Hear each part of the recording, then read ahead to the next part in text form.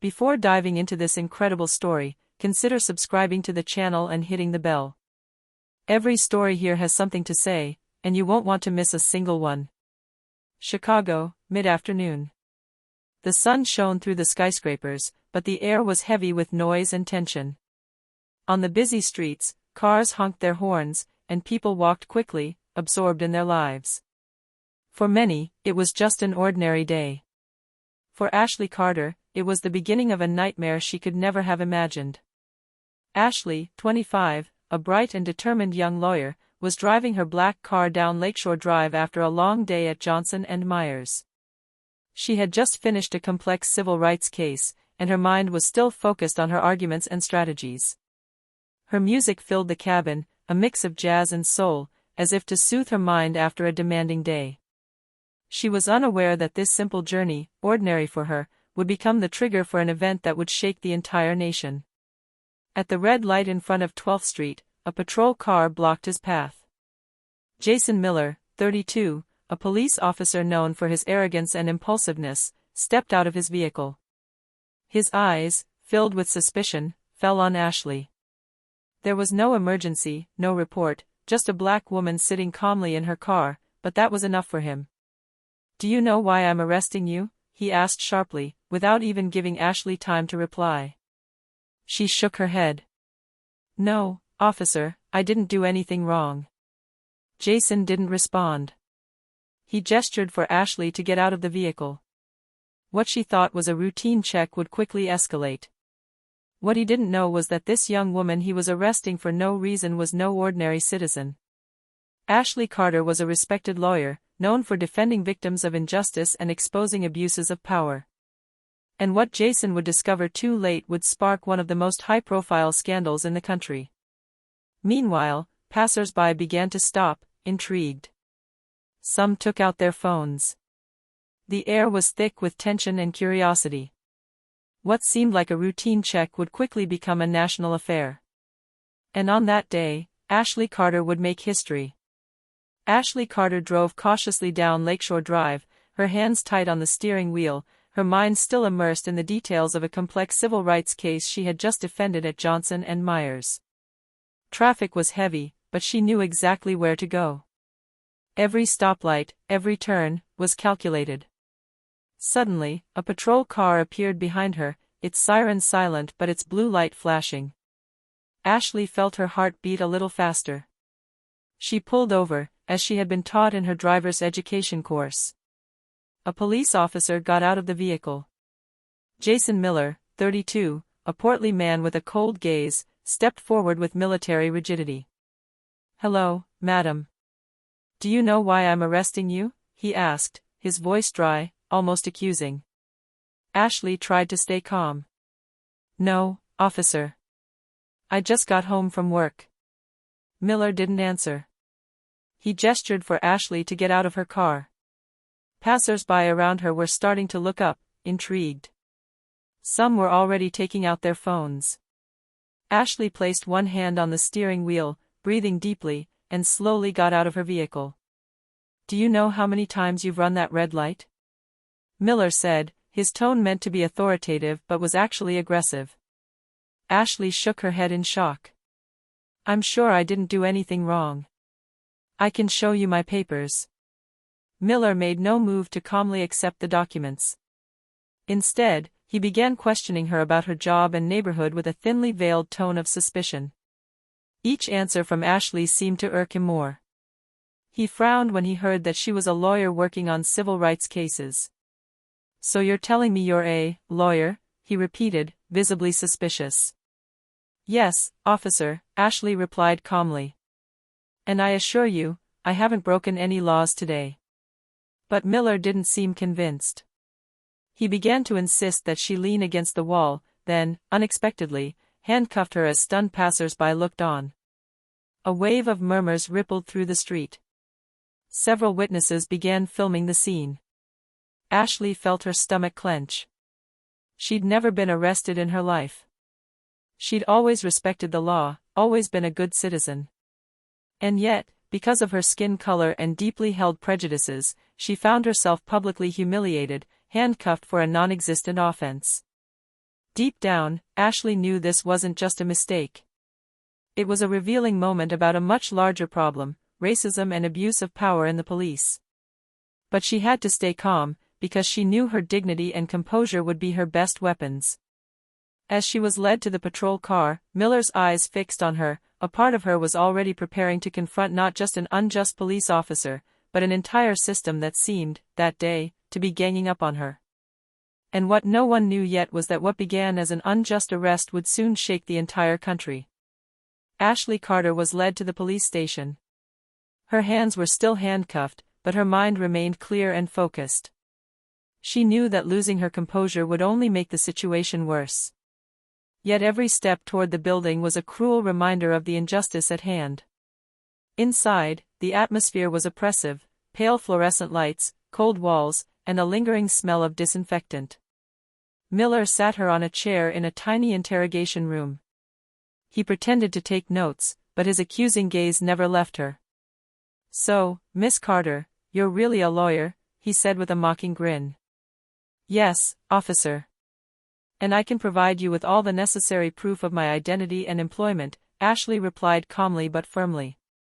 Miller sighed, annoyed. "So you work on these civil rights cases?" Ashley nodded, understanding that her profession bothered him. She was used to some people feeling distrust towards her, but never had she faced such direct hostility that she was arrested for nothing. Meanwhile, Jasmine Thompson, Ashley's friend and fellow lawyer, who had seen the scene from the cafe across the street, was filming everything on her phone. She knew this video could be crucial. "No one will believe this is just a false arrest," she whispered. As time passed, Ashley realized that Miller wasn't just looking for her papers, he was trying to humiliate her, to exert power. He asked intrusive questions about her family, where she lived, and even her friends. Every answer she gave seemed to arouse his suspicion. Finally, a colleague of Miller's entered the room, surprised by the situation. "Miller, she's a lawyer. I think you should." But Miller interrupted him. "I'll handle this," he said coldly, refusing to admit any mistake. Ashley, aware that the humiliation was not just personal but systemic, remained calm. She knew that her dignity and composure would be her best weapons. She didn't scream or cry. She observed, analyzed, and waited for the moment when the truth would emerge. And that moment was coming, sooner than Miller imagined. Sitting in the small interrogation room, Ashley felt the minutes dragging on like hours. The handcuffs burned slightly on her wrists, but it was nothing compared to the humiliation and incomprehension that assailed her. She repeated to herself, "Stay calm, Ashley. Every word counts." Jason Miller, for his part, seemed increasingly irritated by Ashley's imperturbable calm.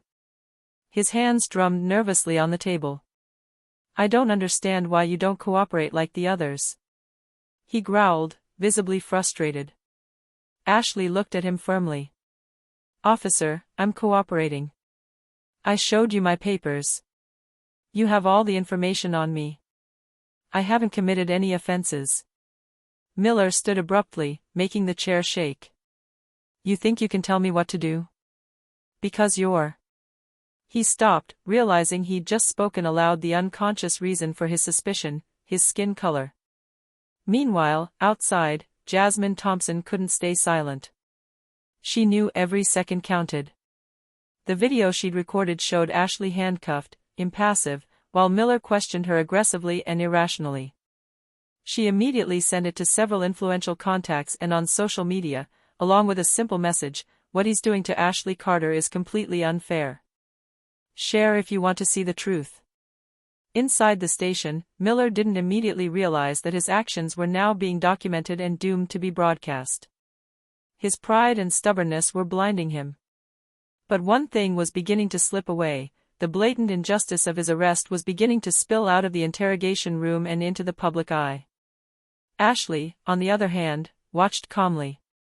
Every movement, every word, every silence from Miller fueled her determination. She knew this situation wasn't just a personal affront. It represented systemic racism, the injustice so many black citizens endured daily. And if she remained calm, she could turn this moment of shame into a catalyst for change. A few passers-by, intrigued by the comings and goings outside the station, began to film as well. Word of mouth spread, black lawyer arrested without reason. Social media would soon take over. And what Miller didn't know was that the truth would come out sooner than he thought. The world would soon be turning its attention to Ashley Carter.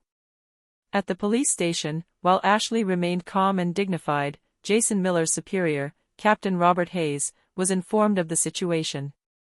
He knew Miller's reputation for impulsiveness and arrogance, but he hadn't expected what was to come. Hayes requested Ashley Carter's file. From the first few pages, he understood the magnitude of the error. Ashley was no ordinary citizen. She was a respected civil rights lawyer with several high-profile cases to her name, including complaints of police abuse. The shock was immediate. How could Miller have arrested a model citizen, without any evidence of wrongdoing, simply based on her appearance and prejudice? Hayes felt a dull anger rise within him, mixed with a pressing urgency, to right this injustice before it spiraled out of control. He entered the interrogation room, his face stern but controlled. "Miller," he began, his tone calm but firm. "Do you know who this person is?" Miller, surprised, stammered, a lawyer. "I think." Hayes shook his head in disbelief. "You don't think? You arrested someone nationally recognized for his work on justice and civil rights, for nothing." Meanwhile, Ashley sat there, feeling a twinge of hope. Finally, someone was realizing the extent of the injustice. She remained calm, knowing that her words, more than her emotions, would determine what happened next. Outside, the video filmed by Jasmine had already begun circulating on social media. Within minutes, hundreds of shares and outraged comments had appeared. A black lawyer arrested for no reason? How can the police do this? Captain Hayes immediately requested that Ashley be released and that Miller be placed on disciplinary hold. But he knew the truth would spread quickly, and that the situation would go beyond the police station. Ashley was escorted out of the interrogation room, her handcuffs finally removed. She remained dignified, polite, but firm. The staff and Miller's gazes fell on her with a mixture of embarrassment and astonishment. She had won, but the battle for justice was only just beginning. At that precise moment, the entire town began to murmur. The media would soon seize upon the story. And America would discover that what appeared to be a simple traffic stop was in fact a blatant illustration of racism and the abuse of power. Ashley Carter had just become the unwitting symbol of a struggle much bigger than herself. Ashley Carter finally stepped out of the police station. The sunlight seemed almost harsh after the oppressive atmosphere of the interrogation. Her wrists were marked by the handcuffs, but her gaze remained straight, firm, and filled with determination. Outside, a small crowd had gathered. Passers-by had filmed the scene, and some were already murmuring their outrage. Jasmine Thompson was there, holding her phone, recording every moment. "Ashley, people need to know what happened," she said quietly. Ashley nodded. "Yes. But let's stay calm. This isn't just for me, it's for everyone who suffers this kind of injustice." The footage quickly began circulating on social media. The response was immediate and viral, messages of support poured in, and calls for justice multiplied. The video clearly showed that Miller had acted arbitrarily, and that the victim was a calm, professional, and irreproachable young black woman. Captain Robert Hayes, aware that the situation was escalating, called an internal conference to address the emerging scandal. Miller was suspended, and an independent investigation was launched. But Hayes knew that public opinion would not be satisfied with simple apologies or internal disciplinary measures. In the local media, reporters began interviewing witnesses. Ashley's story was relayed with shocking headlines: "Black lawyer arrested without reason, a shocking injustice," or "Police under fire after Ashley Carter's arbitrary arrest." Ashley, despite the humiliation she had just suffered, spoke publicly for the first time. "I came out physically unharmed, but many suffer daily from discrimination and abuse of power. I want this situation to serve as a way to raise awareness and show that it is time for change." Her quiet yet powerful words had an immediate impact. Civil rights groups began organizing peaceful rallies to support Ashley and denounce police abuses. Social media was flooded with messages of solidarity, and the hashtag Justice for Ashley began trending nationally. For Ashley, this was no longer just a personal issue. She had become an unwitting symbol of the fight against racism and systemic injustice. And she knew the coming days would be crucial in turning this outrage into concrete action. The day after her release, Ashley Carter woke with a newfound clarity. The humiliation she had suffered didn't define her. She knew this moment could become a catalyst for change. With the help of her mentor, Michael Johnson, a lawyer respected for his fight against abuses of power, Ashley made a significant decision. She would file a formal complaint against Jason Miller and the police department. The news spread quickly. Local, then national, media outlets picked up the story. A black lawyer, arbitrarily arrested by a racist police officer, was now filing a lawsuit. Reporters began flocking to Michael Johnson's office to get commentary and film interviews. Outside, on the streets of Chicago, mobilization was also beginning. Community groups, civil rights groups, and outraged citizens organized peaceful rallies in support of Ashley. Banners, signs, and slogans followed: "Justice Poor Ashley Carter," "Stop Racial Injustice," "Enough Discrimination." Ashley, always calm but determined, spoke at a rally organized by her association. "What happened to me today could happen to anyone. But if we stand together, if we don't remain silent in the face of injustice, we can change things. This isn't just my fight, it's the fight of everyone who wants a fair and just system." The video recorded by Jasmine Thompson and the testimonies of bystanders went viral. Social media was ablaze.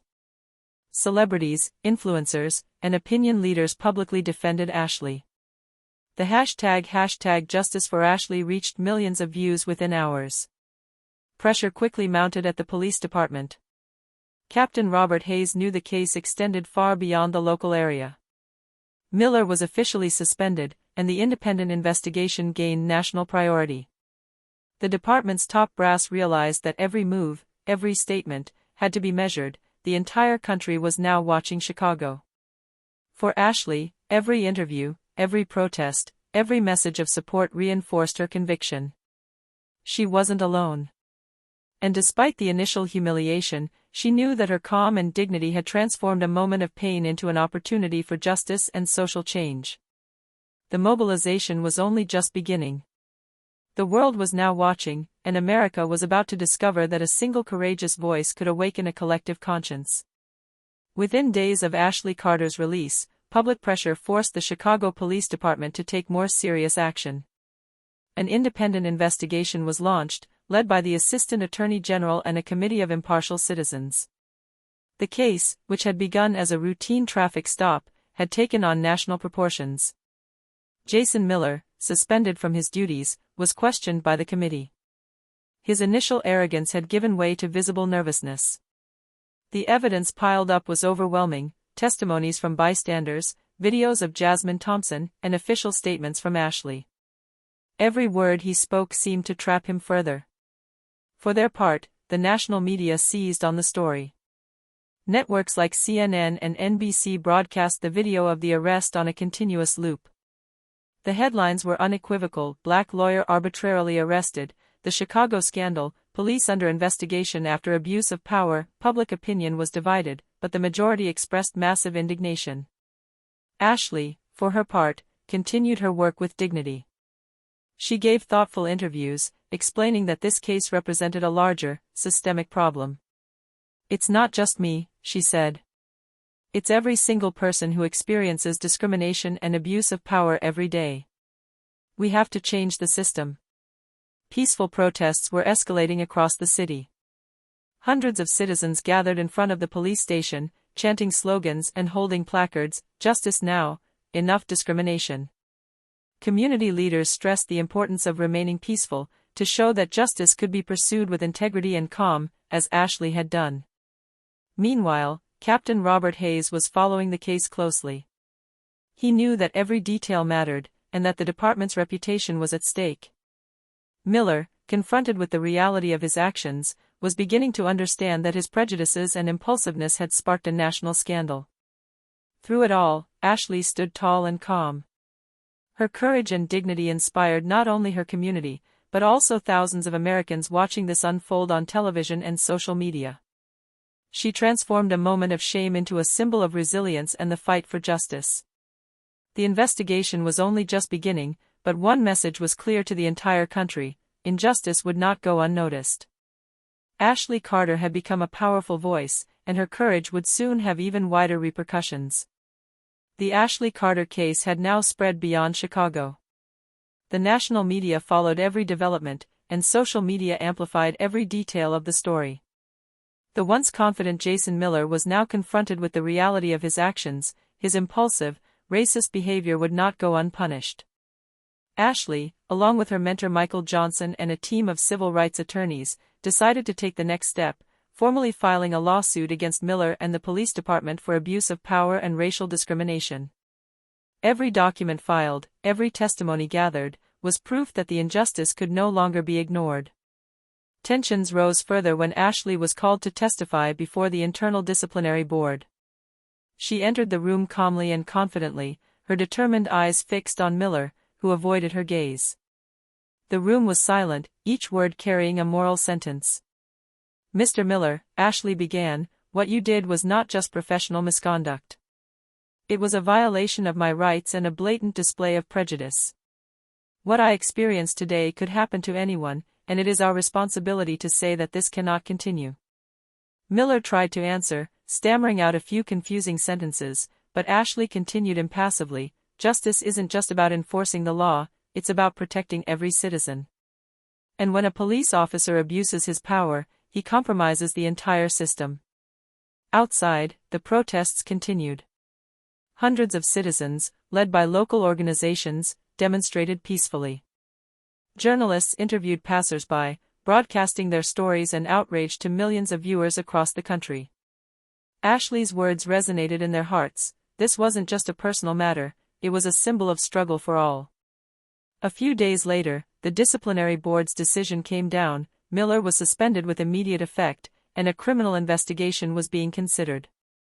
It sent a powerful signal to the department and the entire country: injustice and discrimination could no longer go unreported. Ashley, though scarred by the experience, retained her dignity. She transformed the humiliation into a lesson in courage and justice.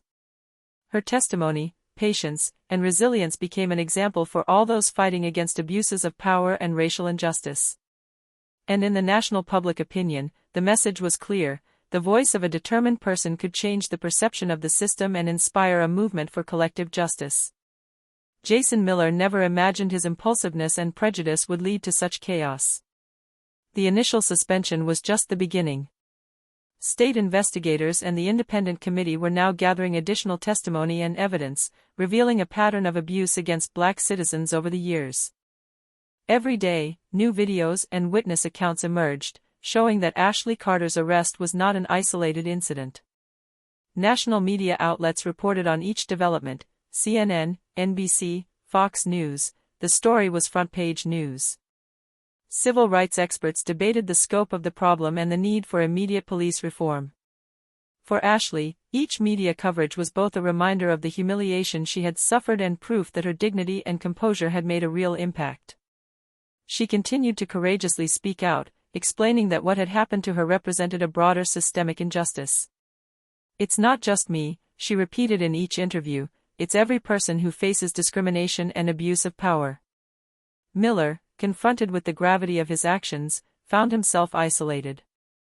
His colleagues, once silent or complicit, now avoided publicly supporting him. His name was associated with accusations of racism and abuse of power, and social media gave him no respite. The hashtag #JusticeForAshley continued to circulate, galvanizing the public and attracting the attention of lawmakers and activists. In Chicago, the peaceful protests evolved into a structured movement.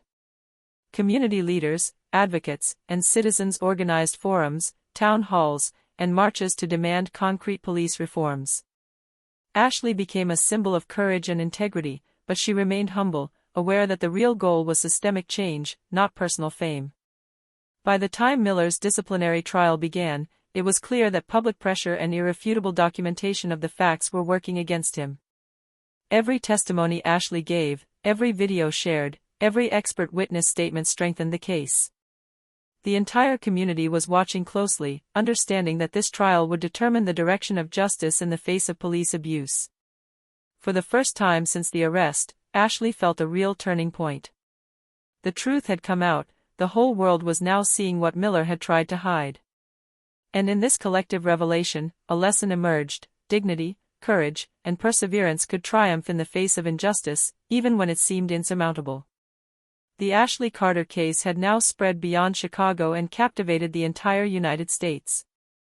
Newspapers, television networks, and social media retransmitted every detail, every testimony, and every reaction with rare intensity. The entire country was shocked by the apparent banality of an arrest that revealed a deep-rooted systemic injustice. Jason Miller, once self-assured, was now a symbol of abuse of power and institutional racism.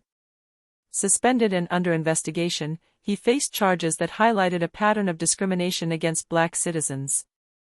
Media pressure and public opinion were such that Miller no longer had any way to defend himself without admitting his mistakes. Ashley Carter, for her part, had become a national figure of courage and dignity. Despite the humiliation and fear she felt, she had transformed the experience into a lesson in resilience. Her speeches, interviews, and presence at peaceful protests inspired thousands of citizens to commit to justice and equality. At a national civil rights conference, Ashley spoke before an impressive crowd and millions of television viewers. "What happened to me should never happen to anyone," she said quietly but with conviction. "But today, we have proof that our voices can bring about change. Our peaceful actions, our courage, and our determination can force the system to reform." The wave of solidarity continued to grow. Organizations, local officials, and community leaders pledged to implement concrete reforms in the police and justice systems. Ashley's story became a national symbol, a reminder that dignity, truth, and perseverance could triumph in the face of the most blatant injustice. Even beyond America, the story resonated around the world, showing that one person, when refusing to give in to fear and humiliation, could awaken consciences and inspire a global movement. For Ashley, this victory wasn't just personal, it belonged to all those who, every day, fought for justice, dignity, and equality. And as she left the conference to the applause of a moved and grateful crowd, she knew this was only the beginning of profound and lasting change. Ashley Carter was no longer just a lawyer.